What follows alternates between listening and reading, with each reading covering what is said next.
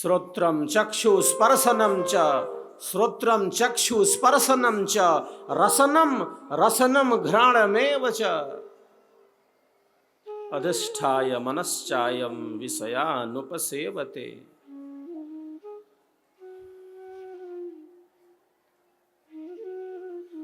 आत्मा का संबंध मन से, मन का संबंध इंद्रियों से, और इंद्रियों का जो संबंध है वह उनके विषयों के साथ है, वह उनके विषयों के साथ है। शरीर रथ है, आत्मा रथी है, बुद्धि सारथी है, मन लगाम है, इंद्रिय गण घोड़ों के समान हैं। ये संसार के विषय हैं।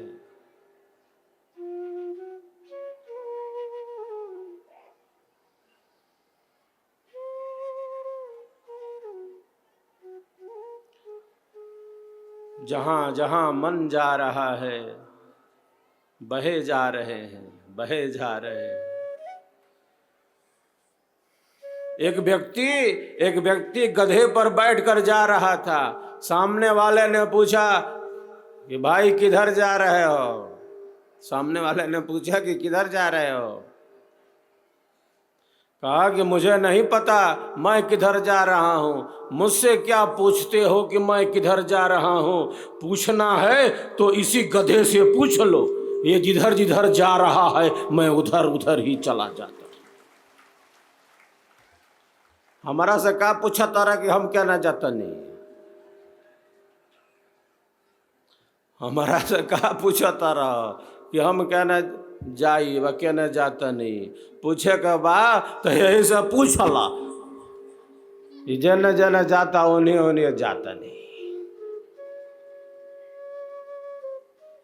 मन में तरंगे हैं, मन में विचारों का प्रवाह है। हमारा मन जैसे मानो समुद्र में तरंगे हों। विचारों का प्रवाह इतना गतिमान है हमारे मन में। वैज्ञानिक बतलाते एक दिन में 60,000 विचार करता है। 60,000 विचार करता है। कौन सा विचार उपयोगी है, कौन सा विचार उपयोगी नहीं है? बहे जा रहे हैं, बहे जा रहे हैं। जैसे मानो नदी में लकड़ी का टुकड़ा बहता जा रहा हो।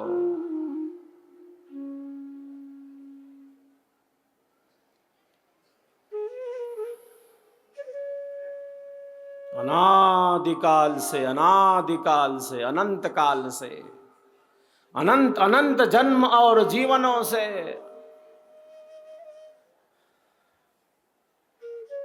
कोई गिन नहीं सकता।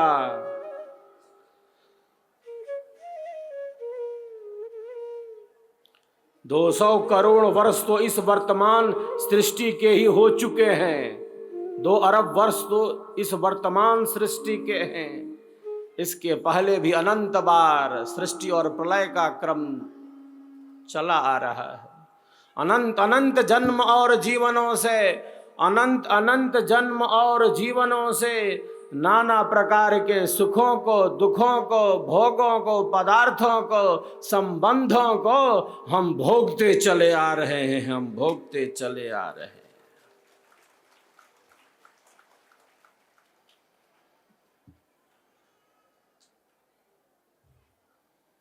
मन में इतना भटकाव है। एक शरीर प्राप्त किया, कर्म फल भोग प्राप्त हुए, शरीर छूट गया। जन्म और मरण की वेदना का हमें अनुभव है।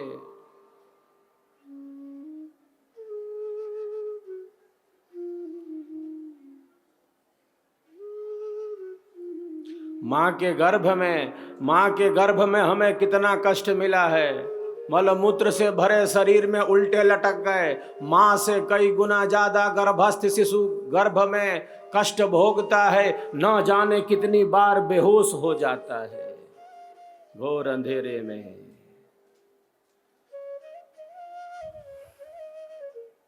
अंधेरा हमें पसंद नहीं। प्रभु से प्रार्थना करता है, प्रभु बाहर निकालो। अनंत अनंत बार हमने जन्म और मरण की वेदना का अनुभव किया है। एक बार शरीर छूटा है, एक बार प्राण छूटे हैं, कोई गिन नहीं सकता। अनंत बार ये शरीर मिला है, अनंत बार ये शरीर छूट चुका। मृत्यु कितनी पीड़ादायक होती है, हमने इसका अनुभव किया है। जब भी प्राणों पर संकट आता है, किसी भी प्राणी के, छोटे शरीर वाले से लेकर बड़े शरीर वाले तक, किसी भी प्राणी के प्राणों पर जब संकट आता है, प्राणों की रक्षा के लिए तत्क्षण तत्पर सावधान हो जाता है। प्राणों पर आए संकट को वो दूर करना चाहता है। क्यों? क्योंकि उसको पता है प्रत्येक प्राणी को यह अनुभव है, यह ज्ञान है सूक्ष्म रूप से कि प्राणों के छूटने पर कितना कष्ट मिल चुका है, कितना कष्ट मिलता है। इसीलिए प्राणों पर आए संकट को वह दूर करना चाहता है।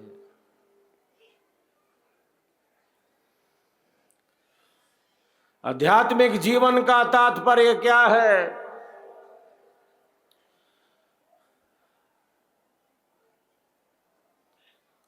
आध्यात्मिक जीवन का अर्थ है दुखों से निवृत्ति। आध्यात्मिक जीवन का अर्थ है सेवामय जीवन, सत्संगमय जीवन। और आध्यात्मिक जीवन का अर्थ है साधनामय जीवन, साधनामय जीवन।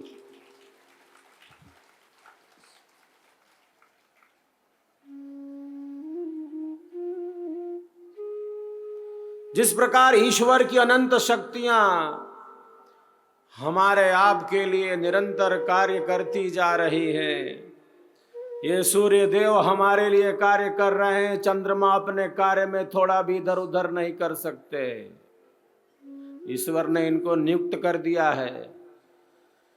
पृथ्वी अपनी कक्षा में घूम रही है, किसने घुमा दिया है? संपूर्ण वातावरण में ऑक्सीजन घुला हुआ है, किसी वैज्ञानिक ने घोला है क्या?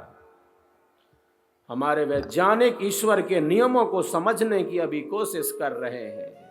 सूर्य की किरणों पर अभी शोध प्रारंभ हुआ है, प्रारंभिक स्तर पर है। संपूर्ण वातावरण में ऑक्सीजन घुला हुआ है, किसने घोल दिया?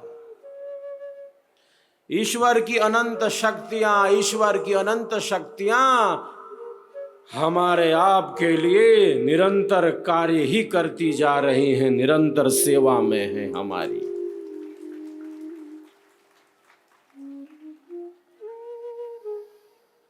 वृक्ष कबहु नहीं फल भखे, वृक्ष कबहु नहीं फल भखे, नदी न संचय नीर। परमारथ के कारणे साधुन धरा शरीर।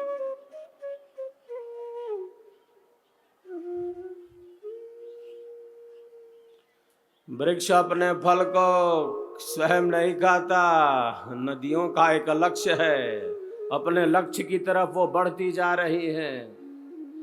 ईश्वर की समस्त शक्तियां लक्ष्य से युक्त हैं, संकल्प से पूर्ण हैं, हमारे कल्याण के लिए सहज सतत सेवा में है।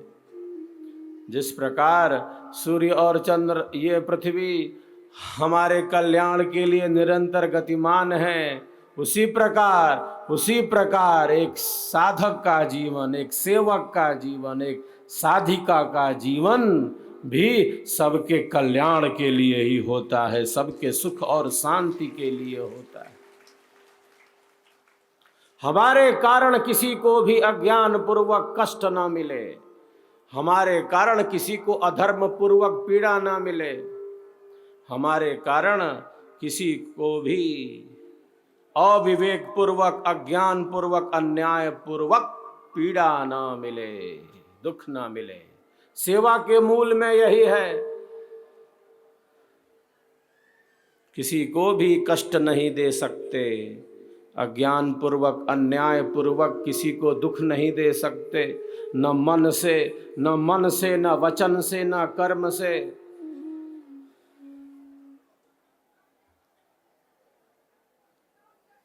किसी को भी पीड़ा नहीं दे सकते।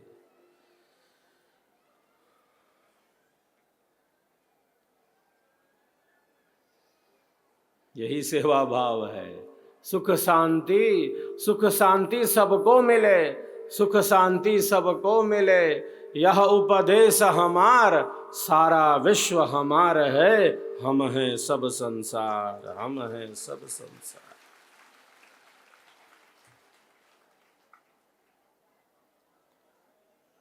तो आध्यात्मिक जीवन का अर्थ है सेवामय जीवन। खूब खूब सत्संग हो, सत्संग का अभाव ना हो, स्वर वेद का स्वर गुंजायमान रहे, श्रेष्ठ विचारों का, पवित्र विचारों का, आत्म कल्याणकारी विचारों का निरंतर प्रसार हो।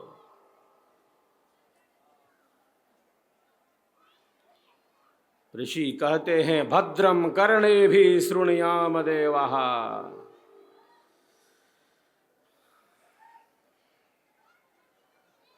कानों से कल्याणकारी सुनो, जो आत्म कल्याण में उपयोगी है, ऐसी वाणियों का श्रवण करो।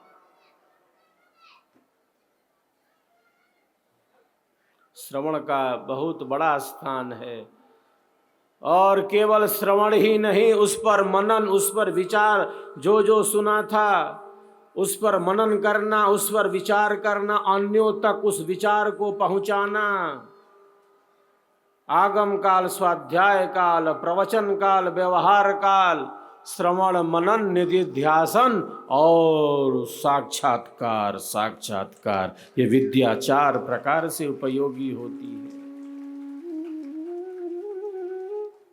पहले तो श्रवण किया, सत्य सिद्धांत का, स्वरवेद की वाणियों का, सदगुरु के संदेश का श्रवण किया। न केवल श्रवण किया इस आध्यात्मिक ज्ञान का, बल्कि उसका मनन किया, उस पर विचार किया, अपने विचारों को स्थिरता प्रदान की, उसे सत्य स्वीकार किया। जो जो सुना था उस पर मनन किया, उस पर विचार किया, उस विचार को अन्यों तक पहुंचाया, सत्संग किया, अपनी वाणी के माध्यम से अन्यों तक उस सत्य सिद्धांत को, उस शांति के संदेश को, उस आत्म कल्याणकारी संदेश को पहुंचाया, सबको जागरूक बनाया। और केवल सुना ही नहीं, केवल मनन ही नहीं किया, केवल सबको जागरूक ही नहीं बनाया, जो सुना था, जिस पर विचार किया था, जिसका प्रचार किया था, वो हमारे जीवन के अनुभव में भी प्रकट हो जाए, वो साधना में वो सिद्धांत घटने लगे, वो क्रिया में आ जाए, कुछ प्रतिशत में ही आए। वो सिद्धांत तो संपूर्ण है, अनुभवों से भरा है।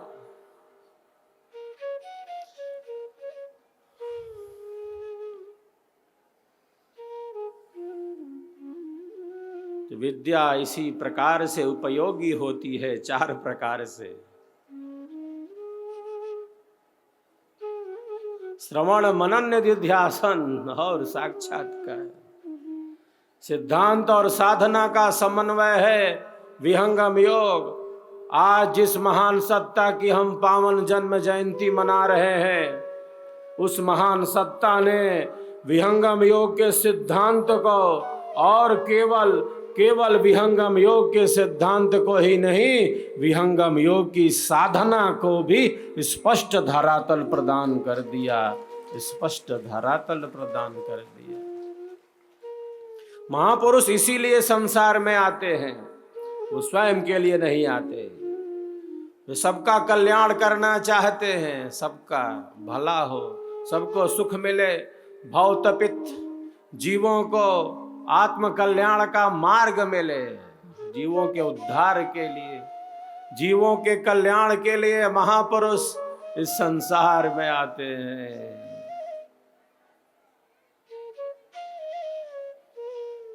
और उनके आने का दूसरा कोई प्रयोजन नहीं। महापुरुषों का बताया मार्ग ही कल्याणकारी है। जिन्होंने उस परम सत्य का साक्षात किया।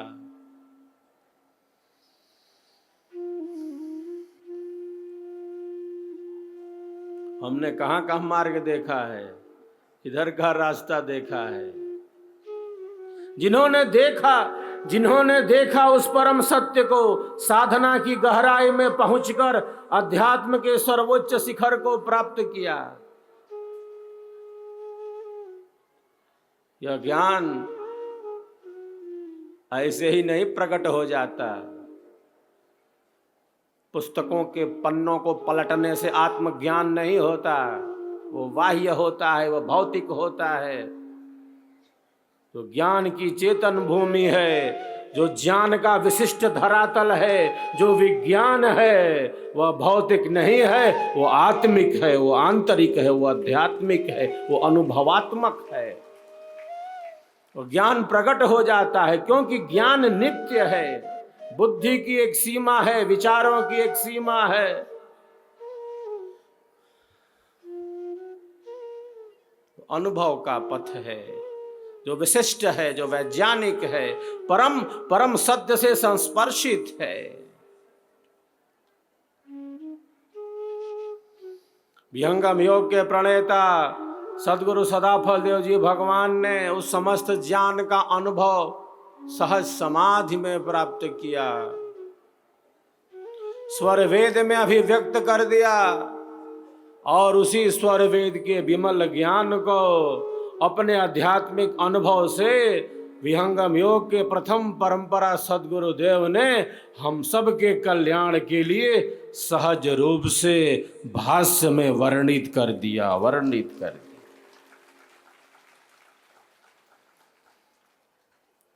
तो श्रद्धा भाव यही है।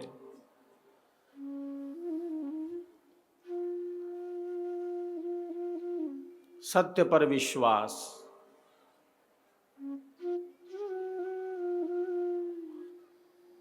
श्रद्धावान लभते ज्ञानम तत्परः संयतेन्द्रियः। जो श्रद्धा वाला है, जो श्रद्धा से युक्त है,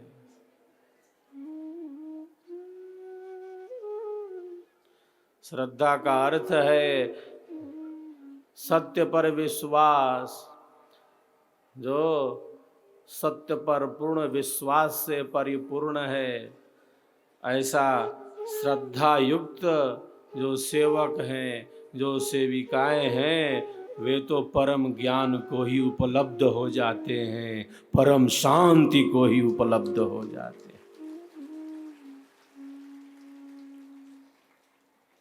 उनका ज्ञान आंतरिक हो जाता है। बहुत बार जो बहुत बाहर से जान लेता है पुस्तकों से, उसका मन बहुत विचारों में खोने लगता है, और विचारों के प्रवाह में वह बहुत अनियंत्रित हो जाता है। जीवन की सहजता, सरसता, सरलता और स्वाभाविकता नष्ट न हो, इसीलिए आध्यात्मिक जीवन है। जीवन सरस बने, जीवन सरल बने, क्योंकि जीवन और सत्य दो नहीं है। जीवन को ठीक ठीक जान लिया, जीवन को ठीक ठीक जान लिया, इसका अर्थ है परम सत्य का अनुभव कर लिया, परम सत्य को जान लिया।